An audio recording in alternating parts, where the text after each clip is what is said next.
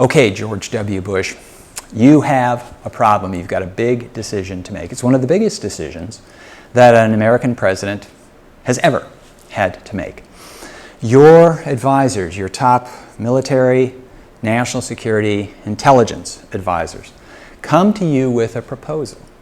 And the proposal is for a change in the basis of America's national security strategy. Every so often, presidents sign off on and sign something called the National Security Strategy. It basically is a blueprint for how the United States government views the position of the United States in the world, the major threats to the United States, and the way those threats will be addressed. So, this is what's coming your way. A little bit of background. You are George W. Bush. You are the son of George H.W. Bush, known as George Bush, before you got into politics. You were kind of a latecomer into politics.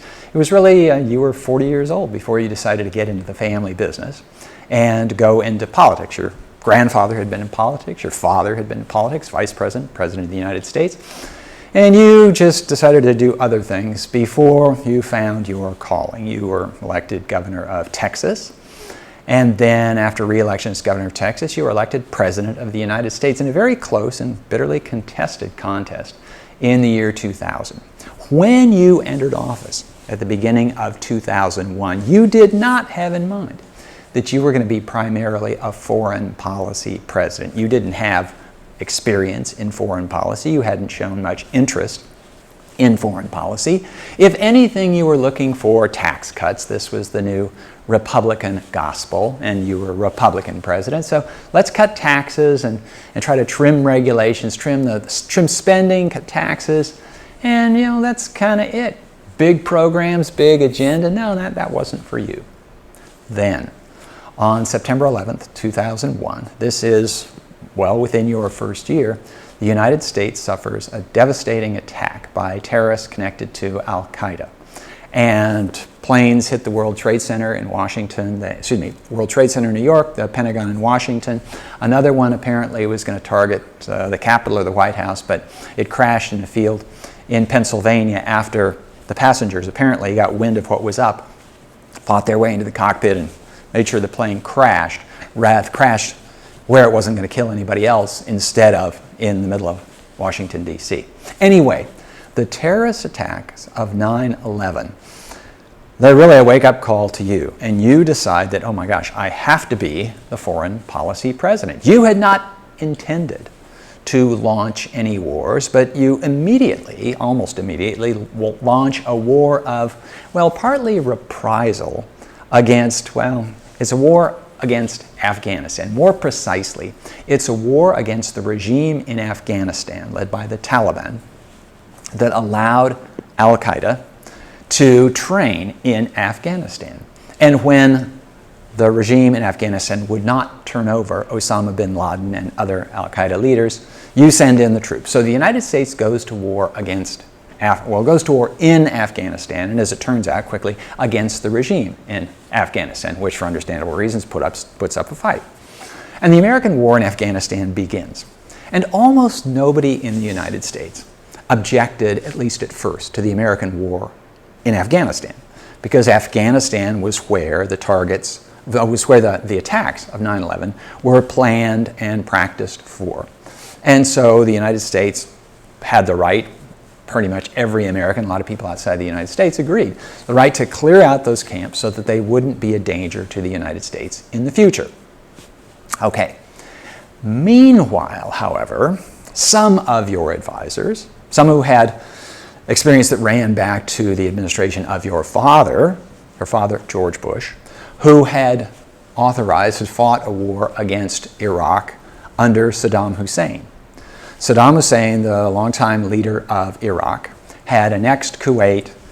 George Bush the Elder sent in American troops under the auspices of the United Nations to liberate Kuwait, to drive Saddam Hussein out of Kuwait and back into Iraq. But there was a feeling that there was some unfinished business with Iraq. Saddam Hussein, it was widely thought at the end of the Gulf War, as the 1991 war was called, the War over Kuwait, that he would be toppled from power. He would have been humiliated by his defeat at the hands of the United States and this United Nations coalition. and the people of Iraq would overthrow him. That didn't happen. If anything, Saddam Hussein dug in his claws, his heels, even more firmly. And for the next 10 years, he was a thorn in the side of the United States, not so much directly, but his mere existence. And this was more of a problem for Republicans because it had been a Republican administration back in the days of the Gulf War, and especially for those who had been connected to the first Bush administration. Anyway, a number of these veterans of the previous administration and others decided that the United States needed to engage in, the term for the day was regime change, basically overthrow the regime in Iraq. Because Saddam Hussein is a bad guy. When you, George W. Bush, got wind that Saddam Hussein had plotted the assassination of your father, well, then it gets personal. So, this is background for this new proposal that's going to come to you. And the new proposal is for the United States to adopt a fundamentally different posture regarding the use of military force than it had in all of American history. And it had to do with the legitimate, one might even say the just, use of military force. The question of just war and the just use of military force had exercised philosophers, religious thinkers, strategists for centuries. And the question is, so when is the use of force justified? The use of force, meaning a war that's going to kill a lot of people. And it might kill innocent people, not just the soldiers themselves, and not just people who signed up to go to war. Maybe conscriptees, draftees. So these are unwilling soldiers, but also women and children and old folks, non-combatants. So it's a big responsibility. It's a heavy ethical responsibility as well as a strategic, political, military, national responsibility.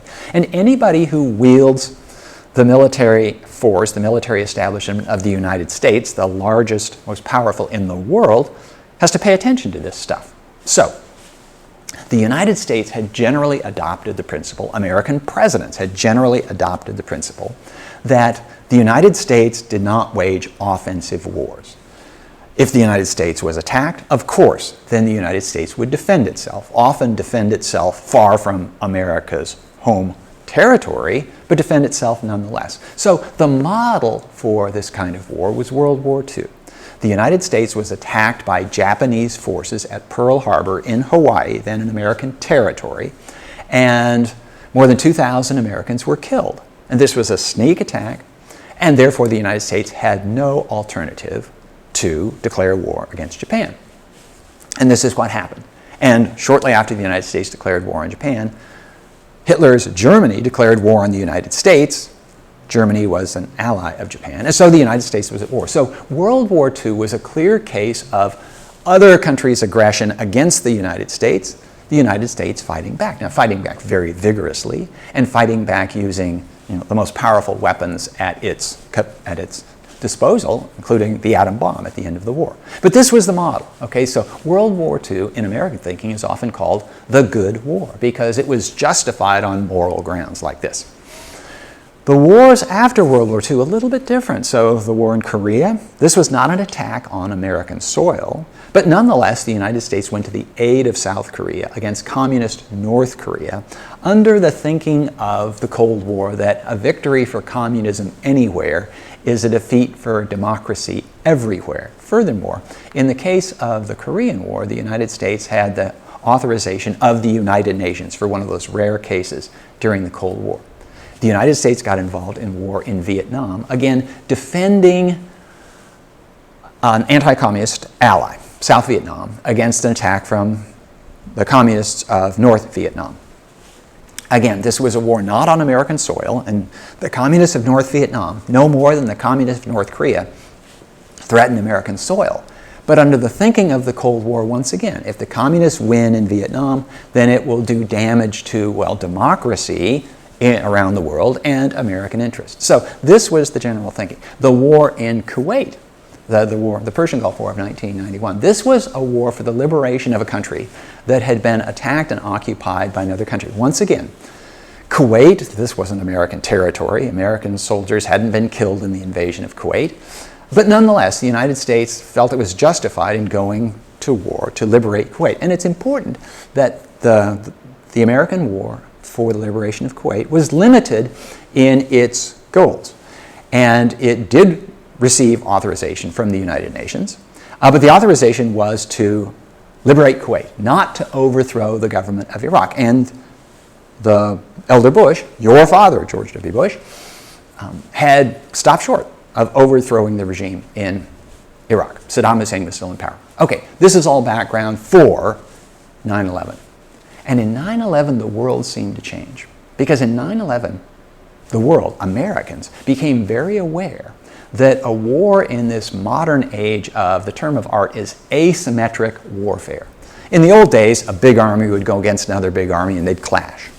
But in the days of asymmetric warfare, a big army could be on one side and it would be attacked by a pipsqueak country, or maybe even just a gang of terrorists who wouldn't take on the main army. They would attack civilians using unconventional weapons, using, well, fuel-loaded airliners.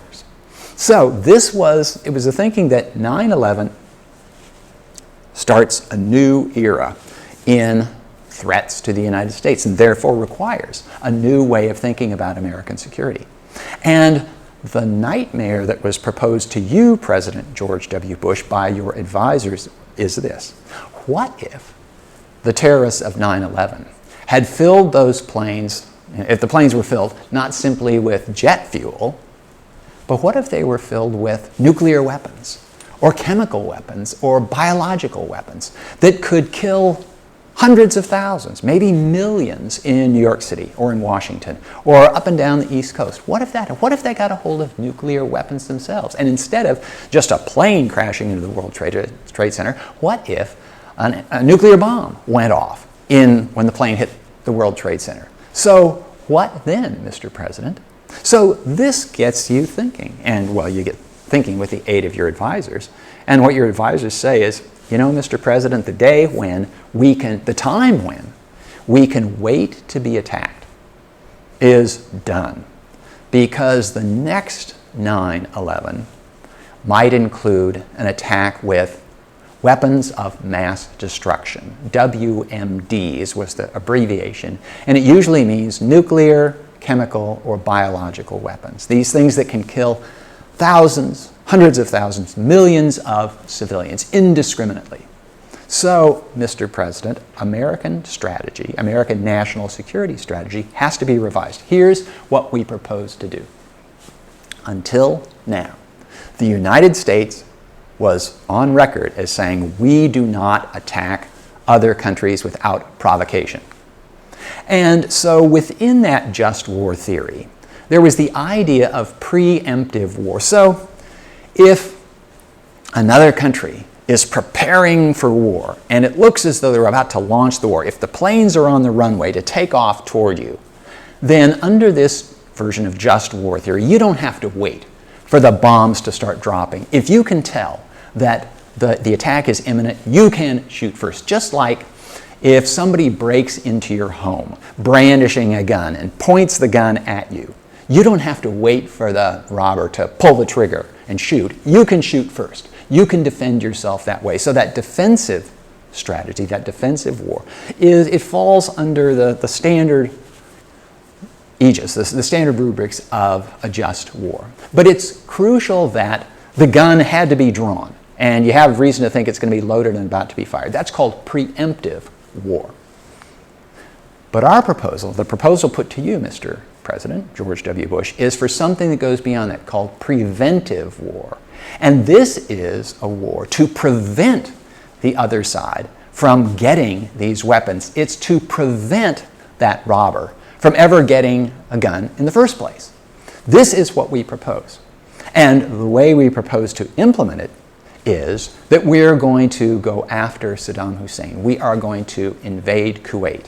We are going to prevent Saddam Hussein from getting weapons of mass destruction. Maybe he's working on nuclear weapons. He probably has chemical weapons, biological weapons perhaps. We're not going to wait until he gets them. We're going to go after him first. So, Mr. President, what we're asking you to do is to sign off on this new national security strategy. that allows the United States to wage war to prevent potential enemies from acquiring the capacity to attack the United States. Be advised, this is a big change. The United States has never endorsed preventive war in the past. In fact, in times past, when preventive war has been recommended to presidents, they have rejected the idea. Harry Truman got proposals to bomb the Soviet Union before the Soviet Union acquired nuclear weapons. So the Soviet Union would not acquire nuclear weapons, but Truman refused. He said, this is not the way the United States does things. We will deter nuclear attack by other means. We're not going to become the Japan of the Cold War. Japan attacking the United States, a sneak attack out of the blue. This is not what the United States does. When John Kennedy learned that the Soviet Union was placing nuclear missiles in Cuba, it was recommended to him that the United States bomb the missile sites or invade the island of Cuba. And Kennedy, for the same reason, says, no, we're not at war with Cuba. Cuba hasn't done anything to us yet. We're not at war with the Soviet Union. We're not going to attack first. Okay, but now you've got this advice. We want to change that policy. We want to put the President of the United States, you, President George W. Bush, in a position where you could have done what Harry Truman didn't do. You could do what John Kennedy didn't do. So, you are George W. Bush. Do you accept the recommendation? Do you sign the new national security strategy? Okay, well, in fact, you do. And this is a big deal because, as I say, it changed America's approach to the whole question of war and when is war authorized. And furthermore, it set the stage for the American invasion of Iraq that had been behind the whole change in this policy in the thinking of your advisors, the ones who wanted to take out Saddam Hussein. The American war in Iraq begins. And it begins on the premise, on the stated premise, you go to the United Nations, in fact, and make a speech to this effect, that the regime of Saddam Hussein either has or is acquiring weapons of mass destruction. And he and Iraq cannot be allowed this. The free world, the United States, will not sit and wait until its enemies have these weapons that can be used immediately against the United States, perhaps by Saddam Hussein in league with terrorists. Okay, so the troops go in. And the first thing they're looking for is the weapons of mass destruction that you have said that Iraq has or either is about to get. And they look long and hard and they find no weapons of mass destruction. So you got some embarrassing questions to deal with. Was your intelligence simply wrong? Or were you not leveling with the world and the American people about what the intelligence said? Was this whole thing about preventive war was just a smokescreen, a cover to give you an excuse to take out Saddam Hussein? In fact, Saddam Hussein was taken out. He was driven from power, he was captured, he was executed by the new Iraqi government that you had helped install. The United States waged a war in Iraq that went on from 2003 until 2011. It was a big mess for a while. It destabilized Iraq. And even after the United States pulled out, it was unclear whether Iraq, whether the Middle East was more stable than it had been before. One of the arguments, even after the weapons of mass destruction were found, is, well, we're going to make the Middle East more stable. We're going to make Iraq more democratic. Iraq, yeah, maybe became more democratic, but also more divided. The Middle East was, if anything, it seemed more unstable. So, President Bush, you made this big change in American national security strategy. You allowed this preventive war. And the first preventive war kind of blew up in your face. It certainly didn't deliver what you had told the world that it was likely to deliver.